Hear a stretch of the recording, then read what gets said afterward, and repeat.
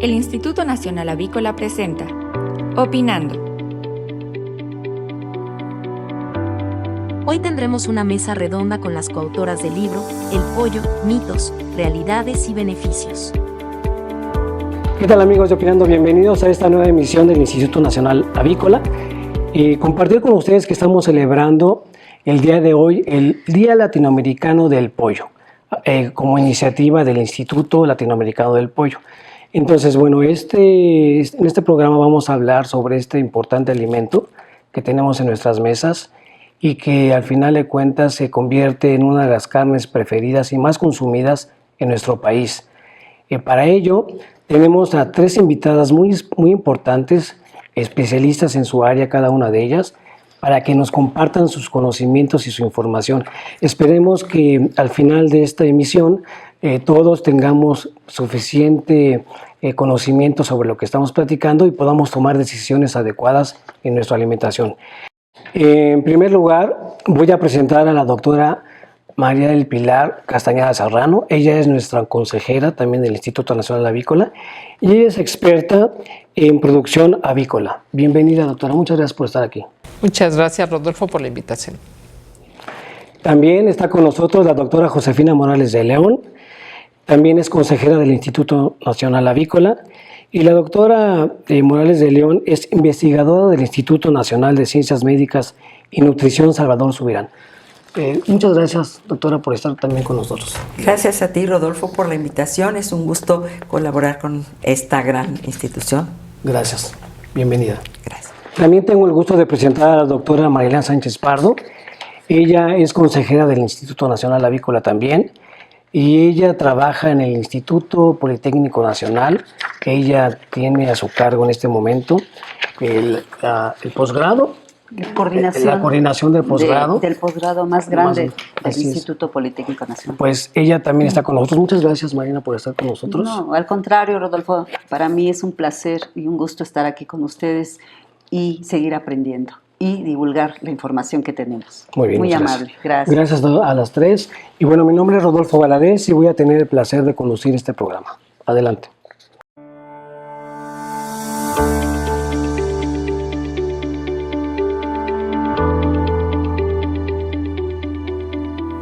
Bueno, lamentablemente hemos visto en estas últimas semanas algunas informaciones que se han divulgado a través de los medios de comunicación en donde el pollo ha sido señalado como el culpable de algunas afectaciones que han sufrido algunas personas. Sin embargo, estas informaciones han generado mucho ruido y al final se ha descubierto que no ha sido el producto o nuestro alimento quien ha ocasionado este problema. Es importante lo que comento porque nosotros como Instituto Nacional Avícola tenemos la gran responsabilidad de difundir información confiable, por supuesto, y con bases científicas. Estarán de acuerdo conmigo en ese tema. Y para empezar nuestra mesa del día de hoy, voy a hacer una serie de preguntas a ustedes para que nos apoyen, por favor, para compartirlas con nuestro público. Y bueno, para ello y para dar inicio con nuestra mesa, vamos a iniciar con usted, doctora Pilar, por favor. ¿Qué nos puede explicar acerca de los cuidados que se tienen en las granjas avícolas respecto a la inocuidad y a la bioseguridad que existe en ellas? Ok, primero es muy importante entender que entre las producciones pecuarias, la producción avícola es la más tecnificada, es la que tiene mayor cantidad de avances tecnológicos. Esto porque es importante mencionarlo, porque esto ha permitido crear ambientes controlados, ambientes ideales para los pollos. Es decir, gracias a esta tecnología, por ejemplo, se construyen casetas, galpones, en otros países les llaman galpones, donde tienen un cerebro y este cerebro controla la ventilación, la temperatura, humedad. Obviamente, estos cerebros me refiero a un sistema computacional que programa de acuerdo a las necesidades que tienen las aves. Esto es muy importante entenderlo porque desde ahí empieza la bioseguridad, el manejo de parvadas. ¿Por qué la bioseguridad es importante para la inocuidad? Porque, bueno, vamos a empezar, si me gustaría definir los términos para digamos que sea común hablar de estas dos palabras. La inocuidad es toda una serie de lineamientos y una serie de actividades que van enfocadas a que un alimento no nos enferme, a que un alimento no nos haga daño. Esa es la inocuidad. Y la bioseguridad es una serie de lineamientos y también actividades que están enfocadas a prevenir que entre un agente que enferme a los animales. O sea, un agente patológico que entre a una granja avícola y que enferme a los animales. Y en el caso que a lo mejor se descuidó la bioseguridad y entró este agente, la bioseguridad también se encarga de controlar ese agente y evitar que salga de una empresa avícola.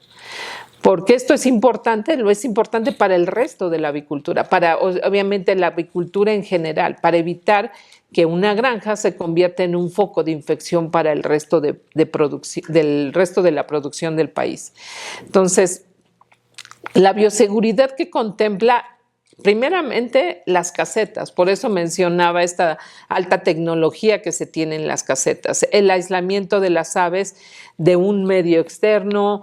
En estas casetas son cerradas, se tienen sistemas de aire filtrado para controlar la ventilación, la humedad, la temperatura en esta caseta, brindando confort a los animales.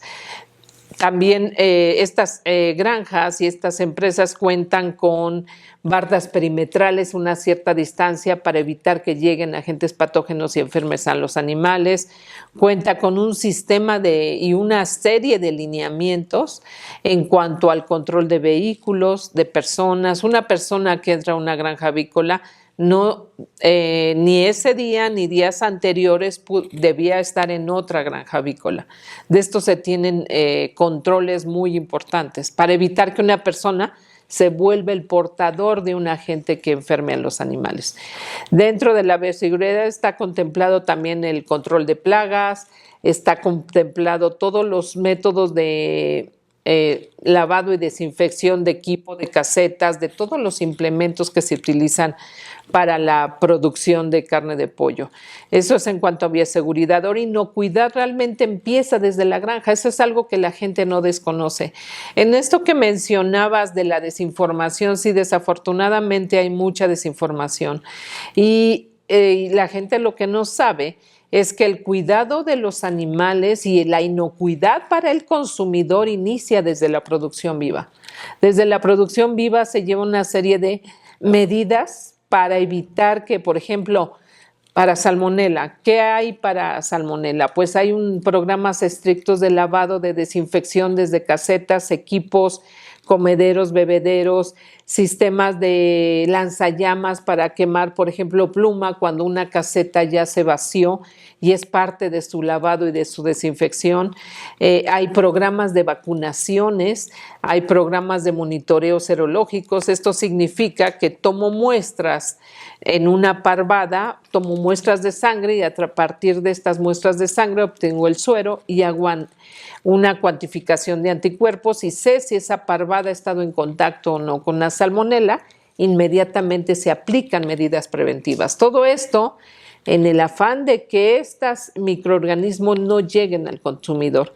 Y todavía nos falta todo lo que sucede en las plantas de proceso, porque el pollo, una vez que llega a su peso de mercado, se lleva al rastro o a las plantas de procesamiento, y estas también hay una serie de medidas, porque el procesamiento es tal cual una serie de pasos que lleva una logística para transformar una ave viva en una canal lista para ser preparada. Entonces, en esta serie de pasos hay una serie de lineamientos. Por ejemplo, se utilizan antimicrobianos que no causan daño a las personas. Se pueden usar ácidos orgánicos como el ácido láctico, el ácido propiónico. O sea, existen una serie de compuestos antimicrobianos que previenen y obviamente tienen el objetivo de bajar la carga microbiana en una canal. Como sabemos, hay bacterias en todos lados, o sea, sería absurdo pensar en una canal estéril, porque realmente la esterilidad solo la conocemos en un quirófano. ¿no? Pero realmente, y en todos lados hay bacterias, en todos lados, más en donde hay agua. Entonces, ¿por qué? Porque el agua es uno de los principales elementos que necesita una bacteria para su metabolismo. Entonces, en los rastros se utilizan, como les digo, serie de lineamientos. También el frío ayuda a controlar bajas las cargas microbianas.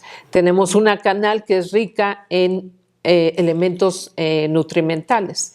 Entonces, obviamente necesitamos estos elementos nutrimentales no solo nos nutren a nosotros, también nutren a las bacterias y les permiten reproducirse.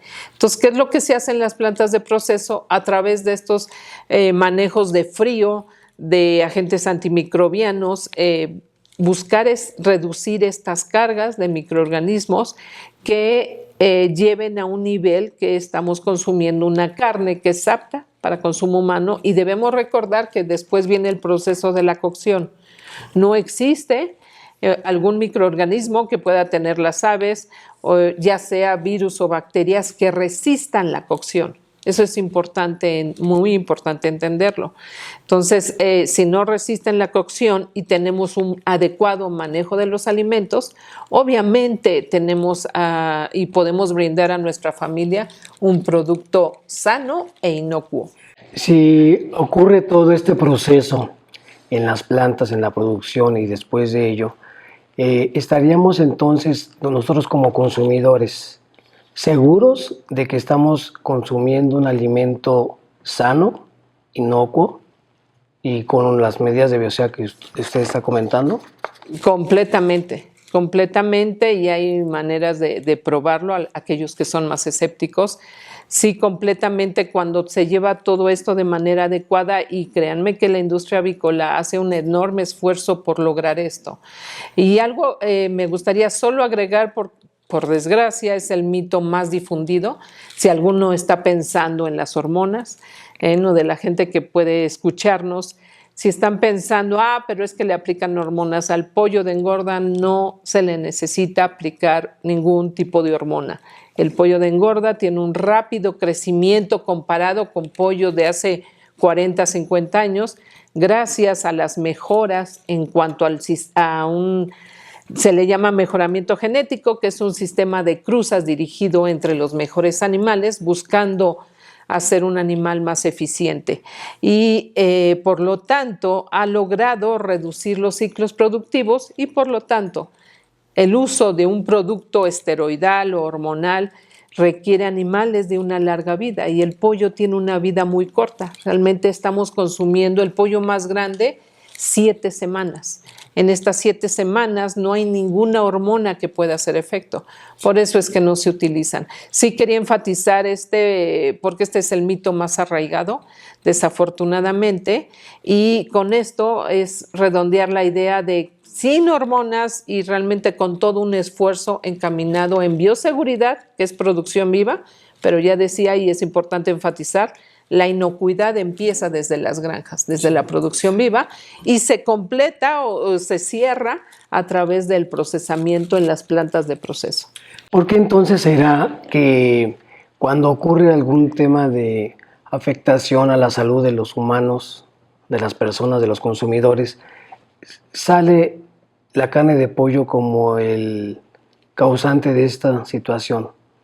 ¿Por qué es el primero? O sea, ¿ocurre algo de algún tipo de malestar que generó alguna convivencia multitudinaria y el pollo es el culpable?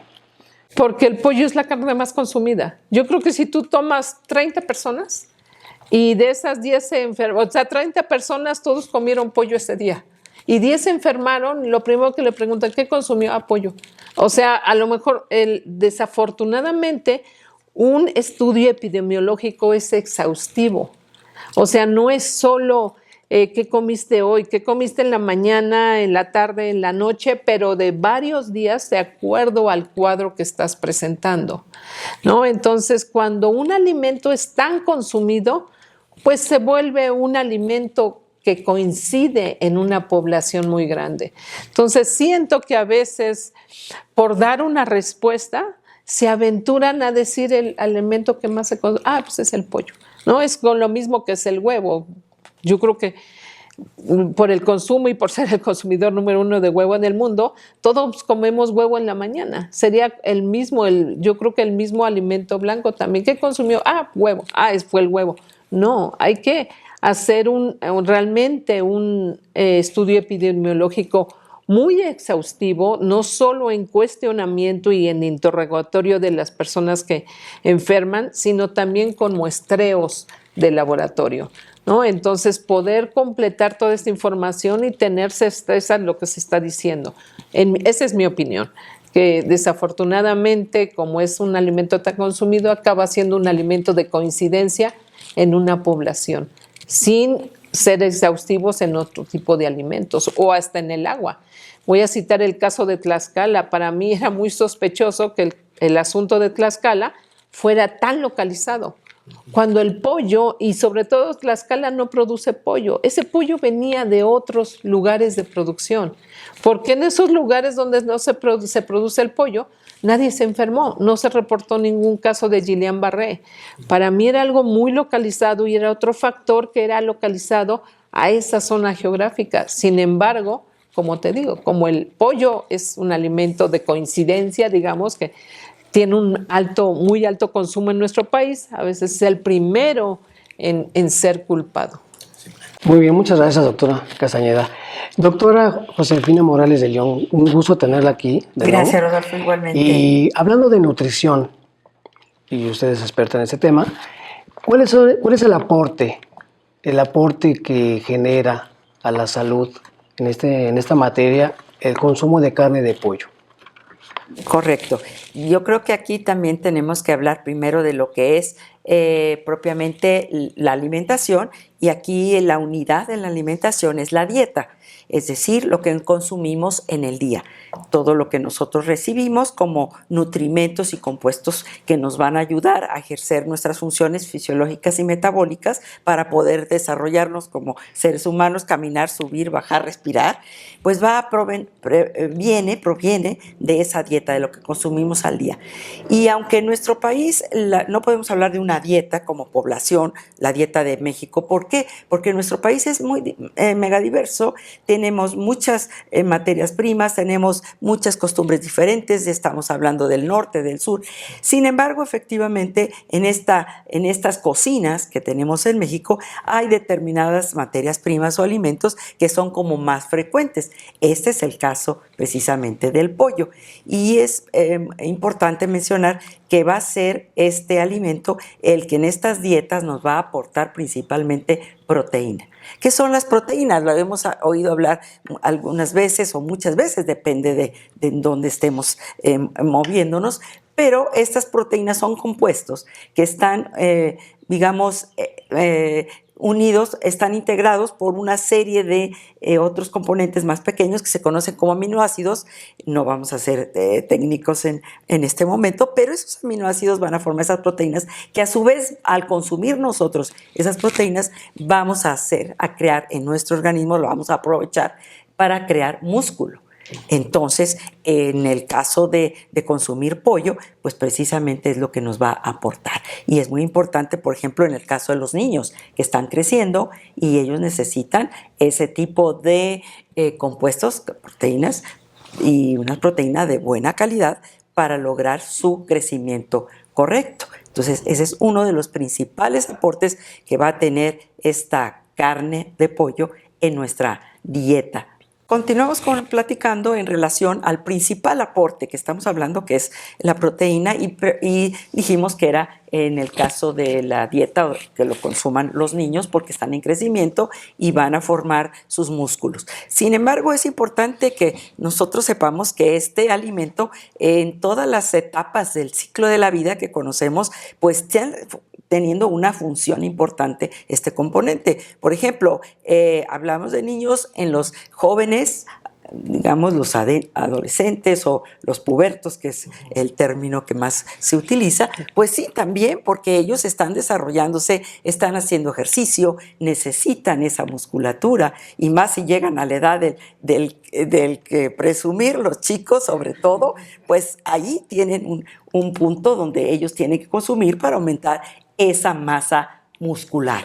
Y a medida que el tiempo transcurre, pues obviamente vamos a necesitarlo también en las edades más avanzadas, porque uno de los primeros sistemas que vamos perdiendo conforme pasa el tiempo, y en particular los hombres se escapan un poquito más, pero las mujeres perdemos más pronto esa masa muscular. Entonces, en edades avanzadas, también para este grupo de edad es importante el consumo de esta proteína o de esta carne de pollo que va a aportar esa proteína.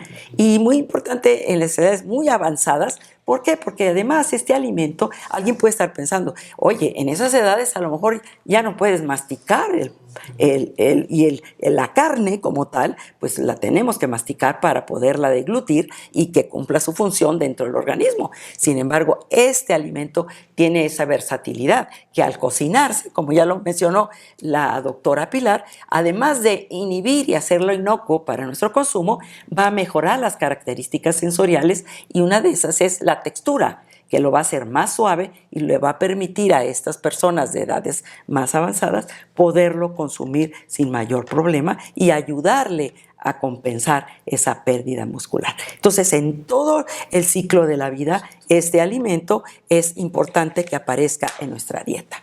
Sí. Hay un tema aquí que me gustaría puntualizar y vamos a agregarlo. El pollo, también nos va a ayudar la doctora, pero el pollo se consume o no, ¿con piel o sin piel? Bueno, eso va a depender de gustos. Si vemos desde el punto de vista sensorial, a quien le va a gustar con piel o sin piel. Ahora, desde ¿tiene el punto alguna de repercusión? vista, sí, desde el punto de vista de salud, que es lo que estábamos abordando, la sugerencia es consumirlo mejor sin piel. ¿Por qué? Porque en este caso es muy fácil, esa es la ventaja que tiene este alimento. En una carne roja, por ejemplo, la grasa está entreverada en el músculo y es muy difícil eliminarla. Sin embargo, en el pollo está completamente concentrada, podríamos decirlo así, en la piel que cubre a la pieza del pollo, sobre todo la pechuga, que es donde va a estar más. Nosotros, al retirar esta piel, nosotros tenemos una carne limpia de grasa, sobre todo de grasas saturadas, que pueden ser las que ocasionan algún problema de salud. Entonces, en ese sentido, la recomendación sería que se consuma sin piel, de preferencia.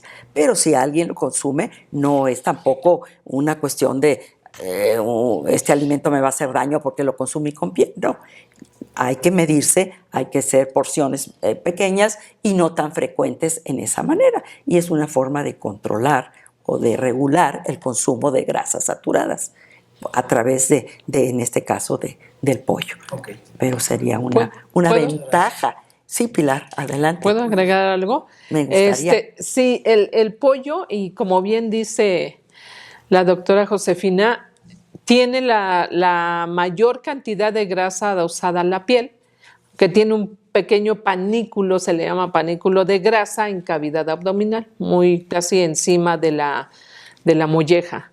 Ahí es donde está toda la grasa del pollo, y en efecto el pollo se considera una carne magra, sobre todo la pechuga. Pero sí, a la gente que le gusta la piel, lo que es también importante decir, si tiene ácidos grasos saturados, como dice la doctora, pero también tiene poliinsaturados e insaturados, o sea, tiene estos dos grupos. De hecho, se le ha llamado que tiene una relación cardiosaludable porque tiene 2:1. Tiene ahora sí que dos partes de poliinsaturados e insaturados contra una de saturados. Pero es correcto, yo creo que la gente que tiene problemas de salud y tiene control de grasa, sí es importante, como dice la doctora Josefina, quitarle la piel, pero aquellos que les gusta y que no tienen problemas de salud la pueden consumir. Pueden consumirla. No, y aquí es importante, ahorita que mencionaba la doctora Pilar, en el caso, por ejemplo, que ahora es un problema, la cuestión de la obesidad. Sí, exactamente. Entonces, muchas veces esta carne magra, como le llamamos el músculo de la carne, el pollo, pues se considera magro, y ahí se recomienda mucho, ahí sí, consumirla sin la piel, porque el aporte energético que va a tener, si la dejamos con piel, pues no nos va a permitir llevar ese ritmo de disminución de peso en nuestra alimentación. Entonces, ahí sí hay que eliminar ese esa grasa. Y asada para que no le Asada, agreguemos que más. que no sea frita. Ese es otro tema de versatilidad y bueno, que ahorita lo vamos a platicar. Y bueno, ante los hechos que hemos visto y el tema de la afectación que ha tenido en algunos lugares muy identificados en esas últimas semanas y que el pollo ha sido el marcado como el malo, ¿qué tan importante, doctora Mariana Sánchez Pardo, es el tema de la cocción de este alimento? ¿Qué papel juega? Bueno, mira, la información que nos acaba de dar la doctora Pili va estrictamente en el control de la inocuidad del alimento. El problema que a veces puede surgir es que no se es estricto en el control de la cadena de frío. Es decir, en cuanto se sale de la planta productora, tenemos que cuidar mucho la temperatura que tiene ese producto. Entonces, una recomendación, esto sobre todo para las amas de casa, que cuando compren el producto, pues vigilen que esté dentro de una zona de refrigeración, el material que esté emplayado, que esté cubierto y que se conserve en refrigeración. Los mercados tienen que ser más estrictos en ese control para mantener una cadena de frío. Ahora, ¿por qué? Porque si no se cuida esa cadena de frío o no se consume rápidamente, como se comentó, esa carga microbiana puede proliferar y rebasar unos límites que son permitidos. Pero inmediatamente lo que nosotros recomendamos es la cocción de la carne de pollo. ¿En qué sentido? En el sentido, ya lo dijo la doctora Josefina, en el sentido de la temperatura lo que va a hacer es ablandar las fibras musculares para que puedan ser más aprovechadas por niños, por ejemplo, que empieza su dentición, o por personas ancianas que ya han perdido varias piezas dentales y que les cueste menos trabajo el masticarlas. Ahora, además la cocción, algo que favorece es desnaturalizar la proteína. Los bioquímicos llamamos a cambiar la estructura original de esas fibras musculares para que las enzimas que tenemos en nuestro estómago y en el primer segmento del intestino delgado, en el duodeno, empecemos a hidrolizar, a digerir, para que el mismo organismo pueda aprovechar esos aminoácidos indispensables que son obtenidos por el proceso de digestión de nuestro cuerpo. Entonces, el grado de desnaturalización favorece la cocción, pero además favorece la digestión, pero además controla la inocuidad de este alimento, y nosotros, si somos estrictos y exigentes en ese aspecto, pues podemos aumentar nuestra seguridad el poderlo consumir. Ahora, ¿qué métodos de cocción existen? Bueno, precisamente como la canal de pollo pues tiene diferentes piezas, podemos tener una presentación de un corte, hacer un corte de pechuga, podemos tener pierna, muslo y diferentes estructuras, pues en eso versa la versatilidad de este material para poder aprovecharlo en el desarrollo gastronómico. Pero lo más interesante es qué tecnología puedes aplicar para poder aumentar la digestibilidad de esas proteínas, para disminuir la desnaturalización también de vitaminas tan importantes como las vitaminas del complejo B, que forman parte de la composición nutrimental de la carne de pollo, ¿sí? Y además, en el caso, por ejemplo, de algunos pigmentos, ¿no? Por ejemplo, los pigmentos carotenoides que se pueden encontrar localizados en la piel de la carne de pollo. Ahora, ¿qué métodos de cocción? Los podemos clasificar en dos grandes grupos, en calor seco y calor húmedo. ¿Qué es el calor seco? Pues lo tradicional, el horno, que se basa en un calentamiento directo, que puede ser utilizando leña que genere, que se incendie y que genere un calor para llevar a cabo la cocción, o bien un horno eléctrico, donde también a través de una serie de resistencias pueda cocerse el producto. Puede ser también, últimamente se están usando radiaciones como las infrarrojo, que van a generar una tonalidad brillosa y más apetecible en lo que es la piel de la carne de pollo. También hay métodos donde se utilizan hornos de microondas y hay condiciones específicas que te ayudan a favorecer una cocción total de la carne de pollo. Y ahora, en el caso de calor húmedo, pues lo que hemos manejado desde el siglo pasado, ¿no? Que puede ser la cocción en agua a presión normal, es decir, un recipiente donde nada más tapes y empiece a bulir el agua y empiece todo el proceso de cocción con vapor húmedo. O bien puede ser, por ejemplo, en una olla de presión, ya un poquito más moderno, que también es del siglo pasado. Entonces, con ollas de presión, ¿qué es lo que haces?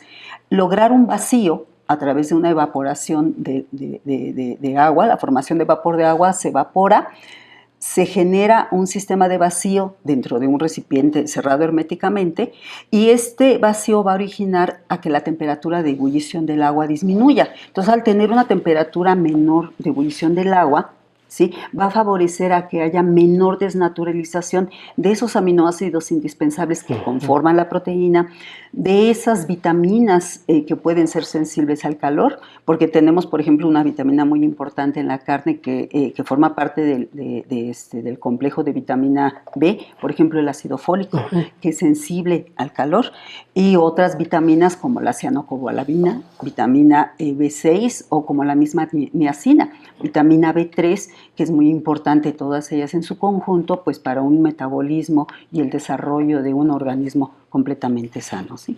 Entonces, pues hay que cuidar qué temperaturas y qué tiempos de cocción son los que se aplican para obtener un producto de esta naturaleza. ¿Cuál es el método de cocción que favorece la permanencia de todos estos compuestos nutritivos?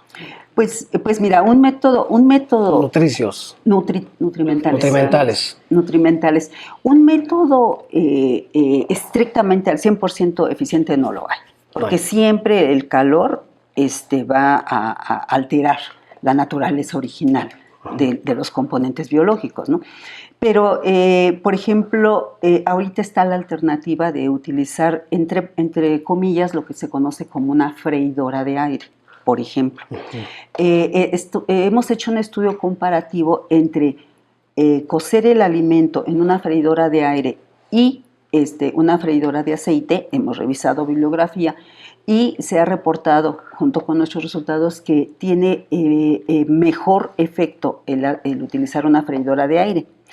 Obviamente, hay más investigaciones que hacer con relación a esto, porque el aceite puede generar, en una fritura normal que se hace sobre el producto, puede formar algunos componentes derivados de la oxidación de aceite que pueden perjudicar la salud. Además, si estamos en un control de peso de un individuo, pues definitivamente no se recomienda el cocer el producto dentro de una freidora de aire.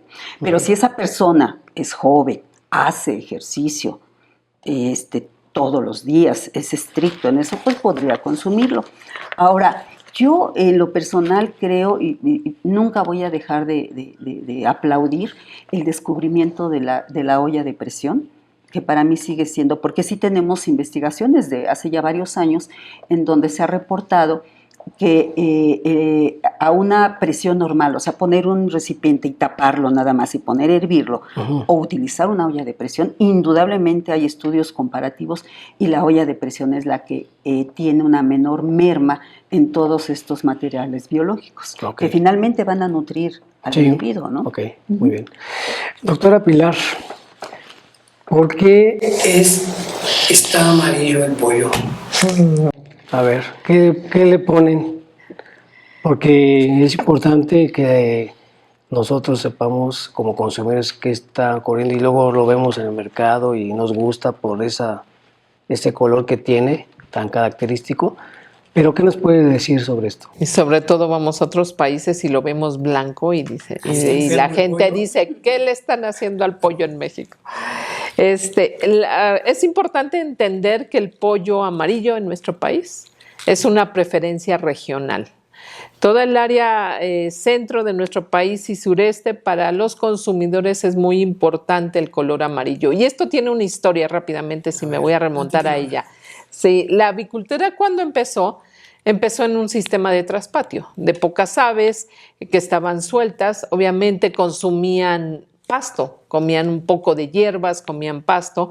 Como sabemos, en la naturaleza los productos vegetales tienen carotenoides.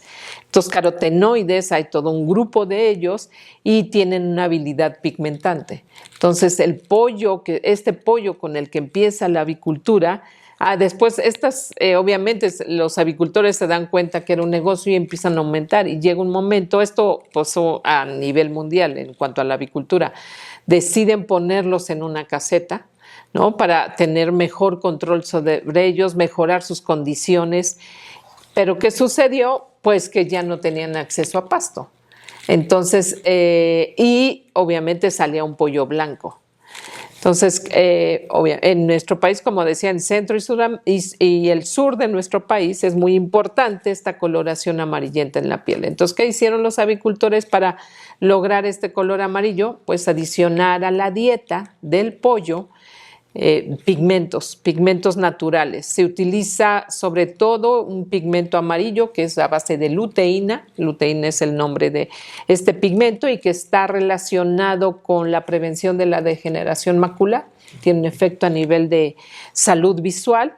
Y la flor de cempasúchil, los pétalos de nuestra flor de muerto, que es conocida científicamente como marigold, es rica en luteína. Entonces, ¿qué se hizo en nuestro país? A través de la flor de cempasúchil, quitar estos pétalos, someterlos a un proceso de saponificación. Gracias a este proceso, esta luteína se deja libre para poder ser absorbida en el tracto gastrointestinal de las aves, y este pigmento llevarlo a la piel.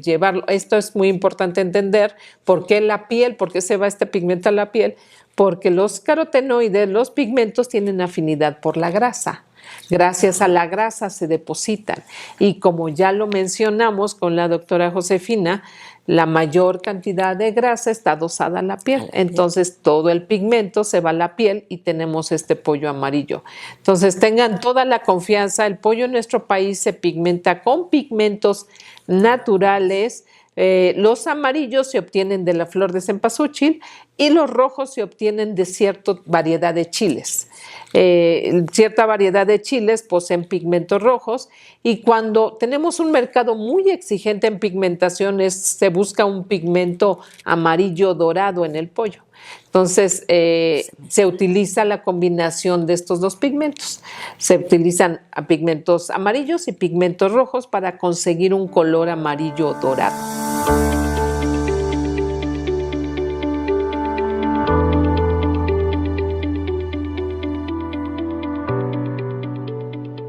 Tenemos la fortuna de tener aquí a las autoras de este libro, El pollo, mitos, realidades y beneficios, que precisamente la doctora Josefina, la doctora Pilar y la doctora Mariana Sánchez Pardo contribuyeron a hacer este documento de muy fácil lectura, en donde van a poder encontrar toda esta información que estamos en ese momento discutiendo. En este momento están apareciendo en pantalla el contacto en donde ustedes pueden adquirir este importante documento, y bueno, se lo recomendamos ampliamente. Bien, pues quiero hacerles una pregunta que está siempre presente en los foros en donde ustedes participan, en las entrevistas que ustedes nos hacen favor también de atender, y tiene que ver con el hecho de el pollo, ¿se lava o no se lava el pollo? Porque en algunas, y voy a poner un escenario simplemente. La señora en la mañana va a comprar el pollo en donde guste y mande, de preferencia, elige la pieza que necesita, la compra, llega a su casa y trae el impulso de lavarlo, de limpiarlo, de quitarle toda esa parte que tiene, que a lo mejor le puede parecer para ella sucio, ¿no? Por el ambiente mismo que hay. Pero la pregunta concreta es, ¿se debe o no se debe de lavar el pollo a pesar de estas inquietudes que pueda tener tanto el ama de casa o el señor que está atendiendo la casa? Pues si gustas, yo puedo dar algunos datos con relación a esto, considerando precisamente el tema de la cocción. los métodos de cocción para la carne de pollo. Mira, en este caso no se recomienda lavar la carne de pollo, sino inmediatamente llegar y empezar con el procesamiento de este material, o sea, cocerlo, ¿sí? Y de esa manera, pues tú vas con una buena cocción, porque fíjate que muchas veces el problema es que no cocen bien el producto, y considerando toda la composición química y la composición nutrimental de este producto, imagínate, es un medio de cultivo excelente. Sí, no coces bien ese producto. Entonces, un buen procesamiento de cocción o en cuanto llegue del mercado, someterlo a otro sistema de lo que es la refrigeración o bien la congelación de este material. Pero de plano, no lavarlo. No lavarlo, no. Okay. Precisamente de acuerdo a alguna información que está ya publicada, que se divulga, para evitar lo que nosotros conocemos como una contaminación cruzada. Sobre este tema, doctora Josefina, ¿qué nos podría comentar? Sobre el tema de contaminación cruzada, que creo que sí es un punto importante y que hay que atenderlo. Sí, es de hecho la preparación de alimentos, y todos los que nos están escuchando que han tenido esa experiencia o están encargados de preparar alimentos saben que un principio básico es la sanidad, el tener limpios los espacios donde uno va a preparar los alimentos. Efectivamente, llámese una tablita, llámese toda una cocina en toda forma, los instrumentos que va a utilizar y toda esta, también sabemos, ¿no?, que hay productos para desinfectar o tratar, por ejemplo, las verduras que van a someterse, y también las mesas, los espacios que van a usarse. Entonces, eso nos va a ayudar a evitar. Y hay un detalle muy importante, ahorita me acordé, que traemos, yo por ejemplo no puedo estar en la cocina si no me pongo el delantal. Y luego traemos el delantal y ahí nos secamos la mano y ensuciamos. Eso tampoco es correcto. Entonces tenemos que tener los trapitos en la cocina, especialmente para cada cosa. Y terminando nuestra tarea, terminando de preparar alimentos, volver a hacer la limpieza, quitar esos trapos, llevarlos al lugar que corresponde para lavarlos.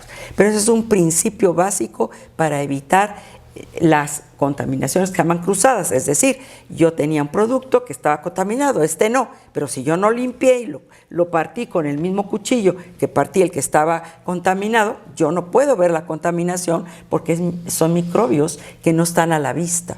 Eso lo sabemos por microscopio u otras medidas técnicas que se conoce, pero eso es lo que es contaminación cruzada. Entonces debemos evitar, y no sé si ustedes se acuerdan, o sabemos si lo hemos visto en algunas presentaciones, quien ha tenido la oportunidad de ir a visitar cocinas, cualquier cocina tiene áreas. Está el área de los fríos, el área de las carnes, el área de las verduras, el área obviamente en nuestras casas todo no vamos a tener un área para cada cosa, pero sí podemos limpiar las áreas que vamos, antes de entrar con el siguiente producto o alimento a preparar, limpiar mínimamente. Esto es lo que debemos hacer para evitar. Muy interesante lo que acaba de comentar, doctora, y vamos a entrar, si ustedes están de acuerdo. ¿Puedo agregar algo? A ver, sí, claro, por favor.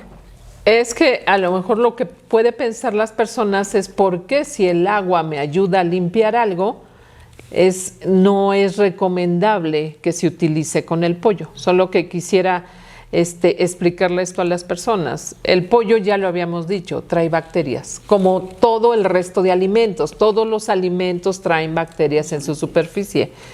¿Qué pasa con el caso particular del pollo? Que si a lo mejor yo voy a preparar un pollo frito con ensalada y saco todos mis ingredientes, como dice la doctora Josefina, a lo mejor en la tarja tengo al lado lechugas, tengo unos pepinos, tengo unas zanahorias, y al momento en que enjuago el pollo puedo salpicar agua, y en esa salpicadura de agua puedo llevar bacterias a un ingrediente como la lechuga que no se somete a cocción. ¿Por qué la cocción aquí es fundamental? Porque ya dijimos, no hay bacteria que sobreviva ni virus a la cocción, no existen, no hay. Entonces, obviamente el pollo lo voy a tener inocuo porque lo voy a someter a cocción, pero ¿qué sucedió? Que en esa salpicadura contaminé la lechuga y esa no se somete a cocción. Entonces, ese es exactamente un ejemplo también de contaminación cruzada. La doctora Josefina explicó uno sobre superficies, pero esto puede suceder con el pollo, que salpiquemos con sus bacterias otros alimentos y entonces podemos tener un problema. Por eso es la recomendación, no laven el pollo. Como bien dice la doctora María Elena, así como lo saco a lo mejor de la bolsa, del envase, donde venga, lo someto a la cocción. Esto se está refiriendo usted también al pollo que podemos consumir en cualquier lado, es decir, en mercados públicos, tanto en tiendas de autoservicio, es lo mismo, es el mismo procedimiento. Es lo mismo. Exactamente. Okay. Es una recomendación especial. Y aquí también debemos tener mucho cuidado, yo repito, con qué método de cocción utilicemos, porque muchas veces las madres de familia, por una rapidez que quieren cocer el producto rápidamente, no se dan a la tarea de revisar, sobre todo en la parte cercana al hueso y la carne. Si se ve una parte que no está cocida, una zona rosada, ¿sí? El producto todavía no está bien cocido. Entonces, por favor, es una recomendación que les doy a las amas de casa, cualesquiera de los métodos que escojan de cocción, verifiquen que el alimento que le van a dar a su familia esté perfectamente cocido, porque no es lo mismo una condición a una olla de presión o utilizar, por ejemplo, el horno de microondas o utilizar un horno convencional. Entonces, ahí también tenemos que tener mucho cuidado. Muy bien. Les comentaba hace un momento que me gustaría entrar a un tema que puede ser importante, bueno, es fundamental también, que tiene que ver con la vida de anaquel del alimento. Y voy a empezar preguntándole a la doctora Castañeda, ¿en qué tiempo está el pollo en los mercados? ¿Una vez sacrificado? ¿Una vez procesado en las plantas de nuestro país? ¿Cuánto tiempo tarda el alimento en llegar ya a un punto de venta al público? Okay. Y desde ahí podemos empezar los días que tiene de vida en anaquel el alimento, ¿verdad? Entonces, por favor, y después si nos gustan complementar esta información conforme va el proceso, hasta que ya está, digamos, a la mano del ama de casa o de la persona que va a comprarlo. ¿Cuántos días son? Ok, aquí hay dos factores muy, muy importantes que determinan la vida de anaquel. El microbismo en el producto, o sea, la cantidad de bacterias que tiene una canal de pollo, y las condiciones en las que se maneja una vez que terminó todo su procesamiento. O sea, me refiero a todo su procesamiento, que en el rastro se obtuvo una canal completa sin vísceras. Este es un lineamiento muy importante en nuestro país. Está ya reglamentado que una canal de una planta de proceso de un rastro debe salir sin vísceras y debe salir sin cabeza y sin patas. Entonces, ahora, si yo tuve un excelente procesamiento, tengo un excelente manejo en la planta y yo mantengo una cadena de frío de al menos 4 grados centígrados con una temperatura de refrigeración, ese pollo sin lugar a dudas puede durar hasta 8 días. Pero es importante entender, sí, sin romper esta cadena, sin romper, o sea, nada de que lo saco del refrigerador, lo dejo afuera, o que lo compro y rompo la cadena de frío y lo traigo en una cajuela en el carro y luego con estas temperaturas, o sea, y ya una vez que lo saco del rango... Perdón, doctora, ese es el escenario ideal. Ese es el ideal, sí, por eso parto de lo ideal para entender qué sucede en las otras condiciones. Ahora, ¿qué sucede? Cuando en nuestro país, desafortunadamente, también ya hay una gran distribución de pollo que se maneja en unas cajas que se llaman totes. En estas cajas pueden envasar en pollo 50 canales hasta 70 canales, depende del tamaño, y vienen en cama de hielo, cama de pollo y así capas, ¿no? Y yo he hecho pruebas, yo me dedico a esta área de la avicultura, que es el trabajo en rastros, calidad de la carne, y se logran temperaturas muy bajas en estas cajas. La verdad, dan un excelente manejo del pollo en este tipo de cajas.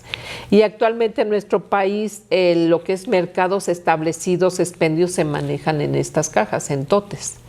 Entonces, Puedo suponer a lo mejor que hubo un error y se rompió la cadena de frío, o al momento que yo lo compré y que lo llevo a mi casa, yo les aseguro ese pollo, si ustedes llegan y tienen refrigerador en su casa, les puede durar sin problema de 3 a 4 días. Sí. Correcto. Ahora, ¿cuál es el otro caso que se da en nuestro país? Hay un grupo muy específico de mexicanos, sobre todo en Veracruz, hay diferentes estados que les gusta mucho este pollo, que se llama el mercado de pollo caliente. Es un pollo que se mata de manera artesanal.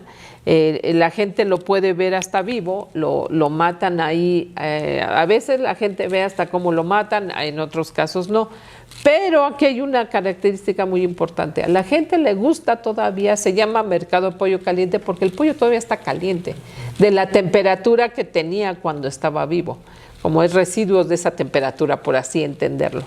Entonces, desafortunadamente este pollo, al ser un pollo caliente, le da a las bacterias la temperatura ideal para que sigan creciendo. Yo les recomendaría, si les gusta este tipo de pollo, ese pollo debe cocinarse inmediatamente, yo lo compro.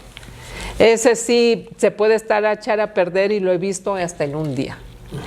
Con temperaturas altas y siendo pollo caliente, hasta en un día. Entonces, la recomendación, la gente que le gusta consumir este tipo de pollo, porque si en nuestro país hay una población grande que gusta de este pollo, hay que cocinarlo inmediatamente cuando se adquiere.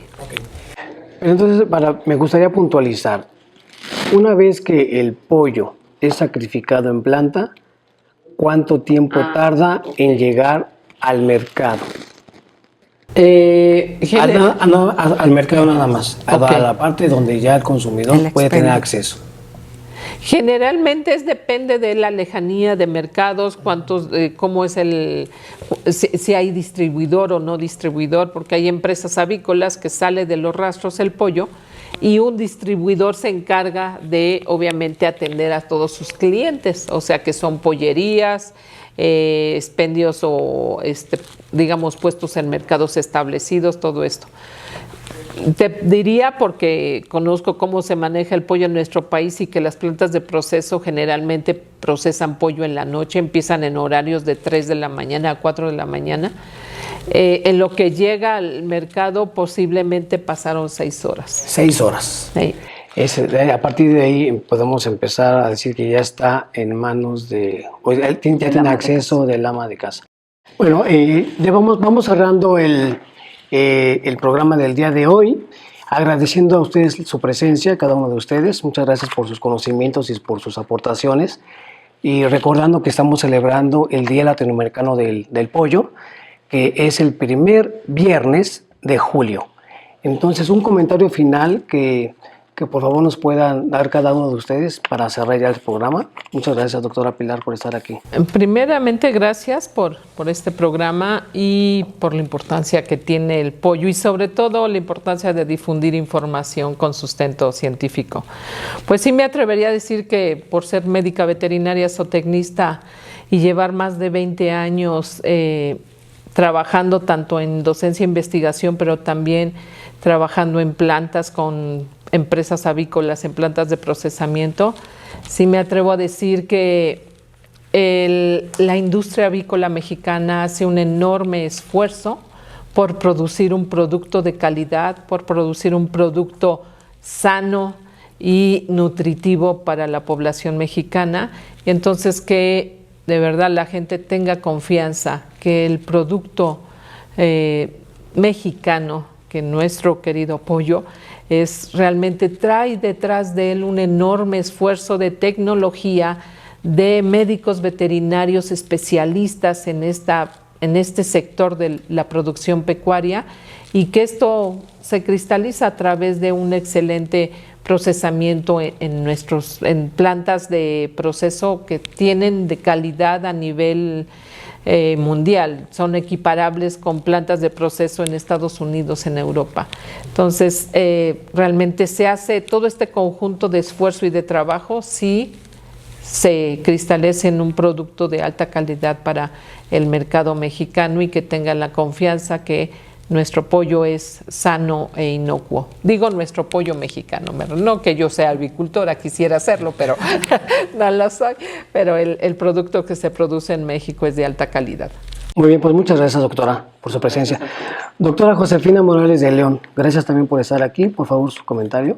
Gracias, Rodolfo. Pues también agradecer la invitación y la oportunidad de poder transmitir a nuestra audiencia información que esperemos les sea útil para que puedan seguir gozando de este alimento tan importante como lo hemos ya dicho, y sobre todo por el aporte desde el punto de vista de nutritivo, de nutrición en la dieta para las diferentes etapas de la vida. Con toda confianza puedan consumir este alimento, obviamente siguiendo todas las reglas para poderlo someter a la cocción adecuada y poderlo consumir y prepararlo, porque es muy versátil adecuarlo a nuestras costumbres, a nuestros hábitos de alimentación. No tenemos que tener reticencia porque a qué vas a ver o qué no vas a ver. Estamos acostumbrados. Nuestro país, como lo sabemos, y quizás no lo hemos comentado, pero nosotros consumimos en México cerca de 33 kilogramos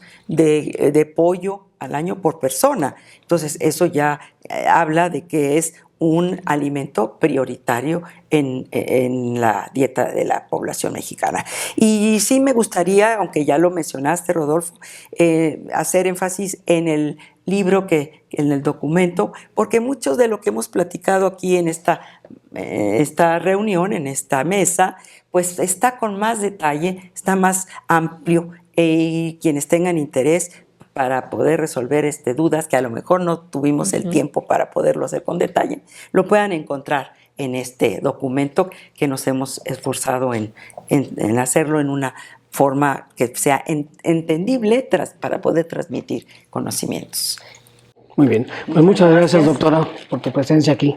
Muchas gracias a ti, Rodolfo. Doctora Mariana Sánchez Pardo, No, por favor. Pues yo también estoy muy agradecida con ustedes y además con mis compañeras. Como dije al inicio, seguimos aprendiendo, y qué mejor también yo siempre he admirado mucho a los médicos veterinarios, obviamente también a los expertos en nutrición, y toda esta información que se genera en estos foros, pues también la divulgamos a nuestros estudiantes del Instituto Politécnico Nacional en la carrera de Ingeniería Bioquímica, y seguimos aprendiendo, como les dije, y divulgando lo que nosotros también manejamos. A mí lo que me llama la atención es que es el Día Latinoamericano del Pollo. Entonces, el hecho de que Latinoamérica parta desde el archipiélago, ¿verdad? Desde el archipiélago de Tierra del Fuego hasta el río Bravo, ¿verdad? Y que toda esa zona sea precisamente en Latinoamérica, donde se hablan las lenguas romances, pues seamos consumidores de la carne de pollo. Pero yo tengo un eslogan: si quieres mantenerte sano, come pollo mexicano. Muy bien. Entonces, pues vamos a aprovechar ahorita con toda la información que se ha vertido, con todo lo que se invierte también desde un punto de vista económico para el desarrollo de nuevos empleos, para el desarrollo de alimentos tan importantes como sin perder de vista que estamos dentro del sector pecuario, donde también el huevo forma parte de un alimento importantísimo, como otros productos. Pues vamos a divulgar y seguir divulgando toda esta información de la manera más sencilla que nos sea posible, para que todas las amas de casa, las personas que no son afines a el área científica, pues puedan captar la información desde un punto de vista lo más sencillo posible como la podemos dar.